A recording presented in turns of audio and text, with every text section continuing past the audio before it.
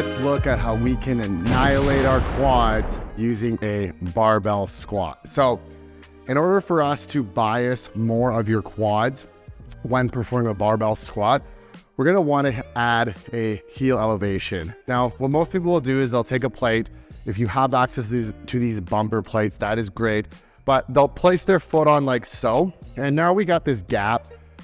We don't have our whole foot on the floor. We're creating a little bit of instability. It's just not the most optimal solution for this. So if you have these plates here, the rubber bumper plates, use a 45. If not, you can just stack on two like 45 steel plates and take a 10-pound plate and create a wedge for yourself. That is going to allow us to get into more dorsiflexion, which will help us get our knees over our toes, lengthening the quads more, making this more quad dominant.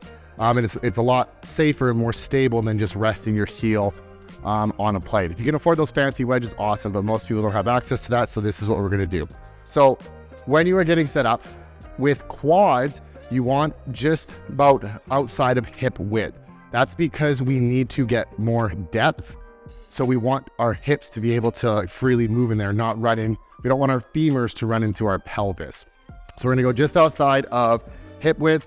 And what we're gonna do, because we're gonna slightly turn our toes out, if that is your structure, to line everything up with the hips and knees. I am gonna be pointing out like this, that is my structure, okay? Just line up with your hip and your knee for yourself, okay? To initiate this movement, what you want to think of, instead of just dropping straight down, which kind of puts us in the middle, which is not wrong, it's just more of like a powerlifting thing. But if we're trying to really bias the quads and focus on something like hypertrophy, we're going to want to cue with driving everything forward, driving your toes, driving your knees forward, and keeping that torso upright. We don't need to hinge at the hips too much on this one, okay?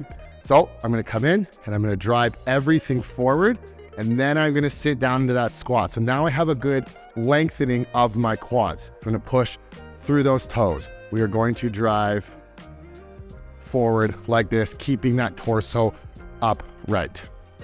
You're gonna get in here, turn your toes out, keep a neutral chin, drive those knees forward. Drive those knees forward.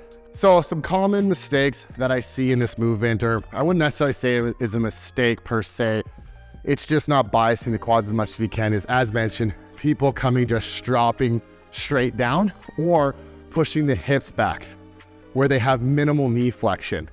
You want to create as much knee flexion as possible, as safely as possible. So using the heel elevation, drive those knees forward, get them way over the toes, just like that. And that is how you're gonna really dominate those quads in a squat. If you like this video, please hit the like and subscribe button and follow me on Instagram at that.coach.curtis.